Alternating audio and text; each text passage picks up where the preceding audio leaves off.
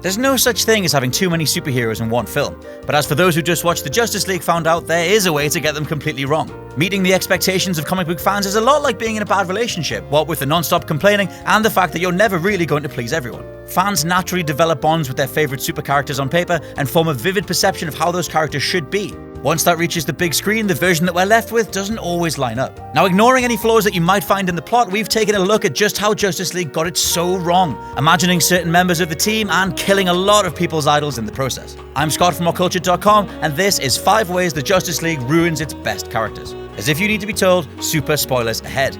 Number 5, removing the Aqua from Aquaman. Jason Momoa's casting as Arthur Curry, aka Aquaman, drew much praise in the build-up to the Justice League, an inclusion that literally opens up an entire new universe for this modern cinematic age to explore. The possibilities for underwater frolics were boundless, and yet, save for an awkwardly choreographed battle against Steppenwolf and some scenes where Batman initially recruited the guy, we barely got any impression that Aquaman had anything to do with, well, Aqua.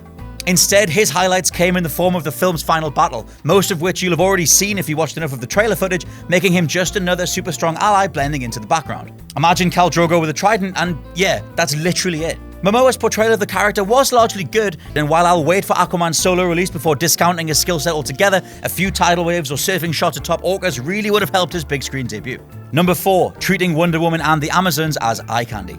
One would think that with tensions at an all-time high when it comes to gender debate and feminism in Hollywood, executives would recognize when a voyeuristic, ogling portrayal of a woman is present in a piece of cinema. Enter Diana Prince, our very own Wonder Woman, whose derriere probably got just as much screen time as Gal Gadot's face throughout the 2-hour production. And the other Amazons aren't any different. Indeed, were it not for the fact that the warrior women of Themyscira would rip to shreds almost any man whose dead set foot on their beaches, one might confuse the mythical island for a 300-themed strip club where all the talent just so happened to be trained killing machines. All this is so strange considering it was a female designer, Lindy Hemming, who crafted much more conservative armor for Wonder Woman. You know, the sort that would actually help out in a battle with swords and axes, before Michael Wilkinson, a man, would you believe, decided to slash the fabric and leather budget for Justice League. Needs must, apparently.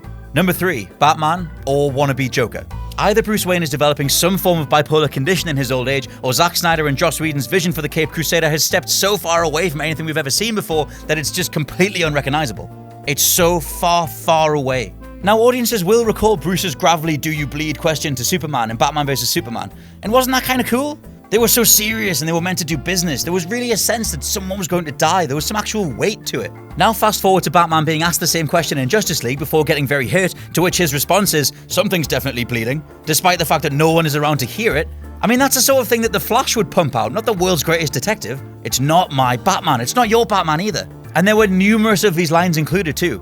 The old saying goes that if you haven't got anything nice to say, don't say anything at all. And in the case of Bruce Wayne, all I want to hear is intimidation, threats with maybe the occasional joke or barb, not one every second scene that he's in.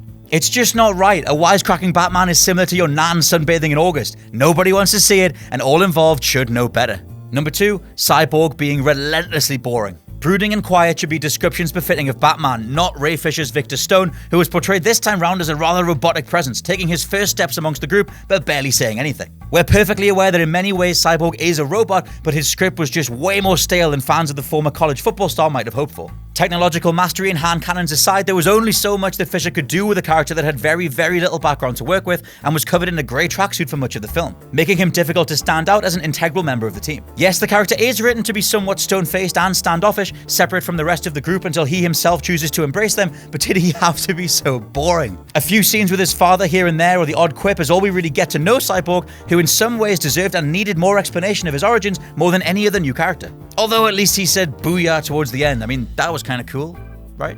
Kinda. Number 1, Batman, the world's greatest user of gadgets. We all know that Batman is rich beyond belief, which of course grants him access to all sorts of doodads and gizmos, the likes of which we can only dream of. But the doodads and gizmos embodied Batman in Justice League. They defined every scene he was in. From the Nightcrawler to his troop carrier to the new and improved Batmobile, almost his entire presence as a hero was based around which gadget he could pull from his never-ending arsenal. Why not invent some sonic knuckle dusters or a makeshift jetpack to allow for more close-quarters encounters? One of the absolute best scenes in Dawn of Justice was watching the Dark Knight kick the living crap out of an entire warehouse of goons, and that was almost completely absent in this case. Plus, it's Batman. When you have Batman in your film, you cram as much of that man's iconic and lovable abilities into your runtime as possible. Fact. And that will do for our recap of how DC ruined its heroes in the Justice League. Let us know how much you agree in the comments. I'm Scott from Whatculture.com, and I'll catch you soon. Wasn't that an excellent list? There are some more lists right there, and these are our other channels. Down there, that's all the people who helped make this video happen. So I hope you're really happy. They worked really, really hard, and you should tell them that they did an excellent job.